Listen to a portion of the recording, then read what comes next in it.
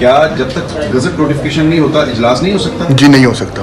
तो ये जो सादा कागज के ऊपर जो ऑर्डर जारी हुए हैं ये आपके दस्तखत से हुए हैं? जी मेरे दस्तखत से हुए हैं। तो इनकी लीगल पोजीशन क्या है? इसकी लीगल पोजीशन जो है वो वो ये है कि वो ऑर्डर ऑफ द डे है। उसके ऊपर पंजाब असेंबली के स्टाफ को, सेक्रेटरी असेंबली को गजटेड नोटिफिकेशन निकालना चाहिए। पीटीआई अपने ही डिप्टी स्पीकर के खिलाफ तहरीक अदम एतमाद ले आई। तहरीक अदम एतमाद मियां महमूद रशीद और दीगर की जानिब से जमा कराई गई। डिप्टी स्पीकर दोस्त मजारी का कहना है कि जब तक पंजाब असेंबली से नोटिफिकेशन नहीं होगा इजलास नहीं बुलाया जा सकता। पंजाब असेंबली इजलास का गजट नोटिफिकेशन तक नहीं हो सकता। असेंबली सेक्रेटेरिएट नोटिफिकेशन करने में गैर आईनी और गैर कानूनी इकदाम कर रहा है। जो ताकतें ऐसा कर रही हैं वो सबके सामने हैं।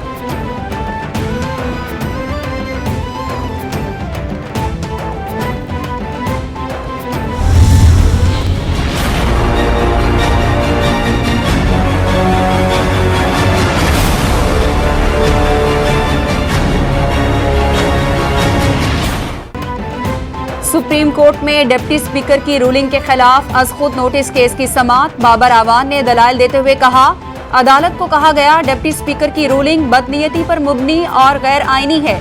दरख्वास्त गुजार जमातें चाहती हैं नेशनल सिक्योरिटी कमेटी का रूलिंग में दिया गया हवाला नजरअंदाज किया जाए।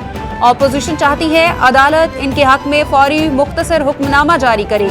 चीफ जस्टिस ने रिमार्क्स देते हुए कहा, हम केस को आधा सुन चुके हैं। बदकिस्मती से ये तासुर मिल रहा है अदालत ताखीर कर रही है। क्या स्पीकर को इख्तियार है कि वो एजेंडे से हटकर रूलिंग दे?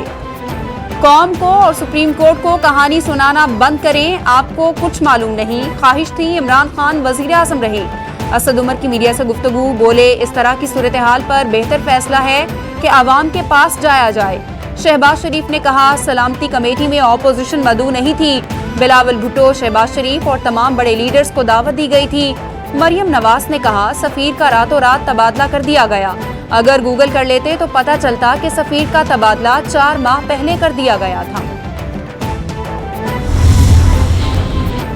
फवाद चौधरी की प्रेस कॉन्फ्रेंस के दौरान सहाफियों से तल्ख कलामी। सहाफियों का फवाद चौधरी से अल्फाज वापस लेने का मुतालबा। फवाद चौधरी ने माफी मांगने से इनकार कर दिया।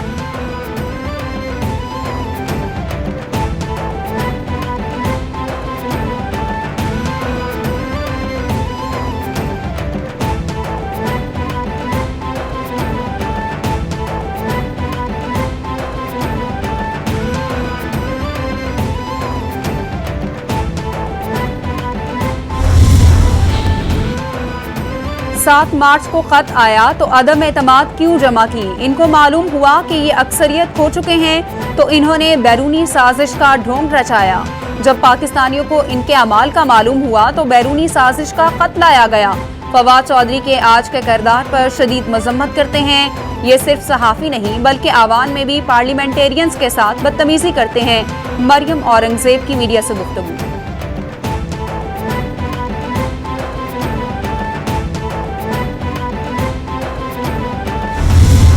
स्किन सेव करने के लिए उसने पूरे पाकिस्तान की खारजा पॉलिसी को दांव पे लगा दिया है।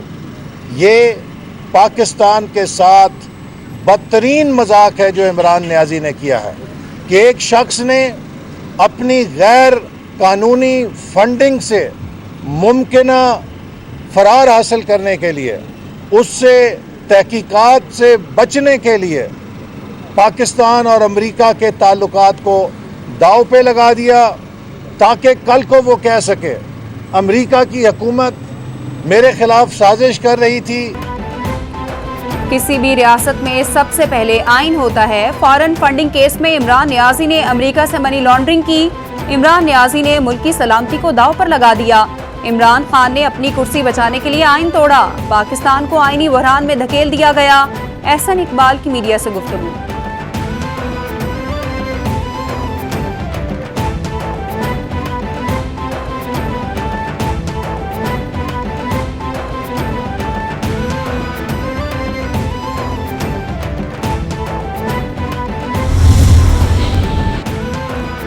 जो फवाद चौधरी ने किया इस पर मजम्मत करते हैं। इनकी तलखियां इनकी घबराहट की निशानियां हैं।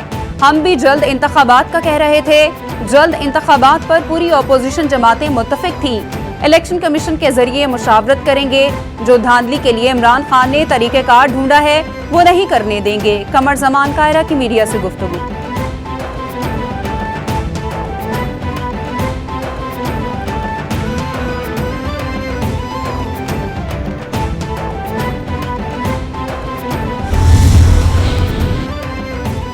मौलाना फजलुर रहमान ने मुत्तहिदा अपोजिशन का हंगामी इजलास तलब कर लिया। मौलाना फजलुर रहमान की जेर सदारत अपोजिशन का इजलास 2:30 बजे होगा। इजलास में मौजूदा सियासी सूरत हाल पर गौर किया जाएगा। MQM, जमहूरी वतन पार्टी और BAP भी शिरकत करेंगी।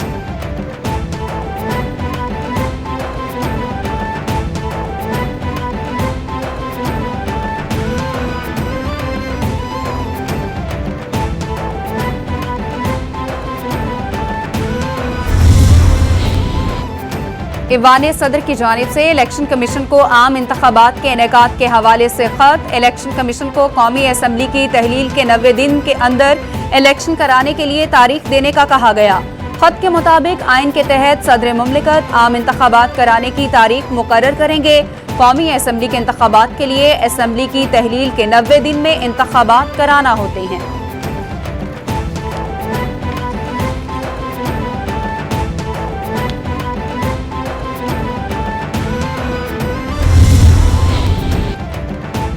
अवाम हमेशा मुल्क की खुद मुख्तारी और जमहूरियत के मजबूत तरीन मुहाफिज होते हैं। अवाम को पाकिस्तान की खुद मुख्तारी और जमहूरियत पर बैरूनी हमले के खिलाफ बाहर निकलना चाहिए। अवाम को गैर मुल्की ताकतों के मकामी सहूलतकारों के खिलाफ भी उठ खड़ा होना चाहिए। वजीर आजम इमरान खान का ट्वीट।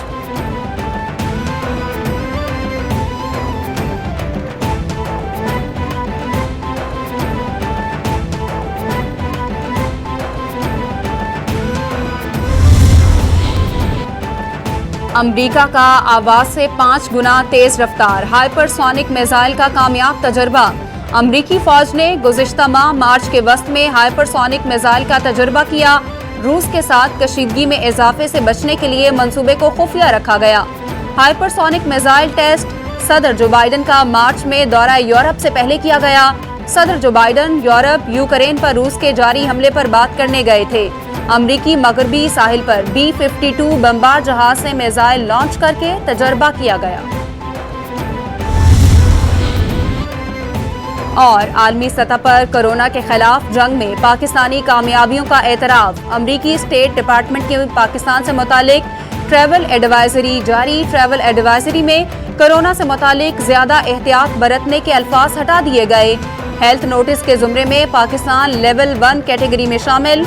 लेवल 1 बहुत कम दर्जे में शुमार किया जाता है।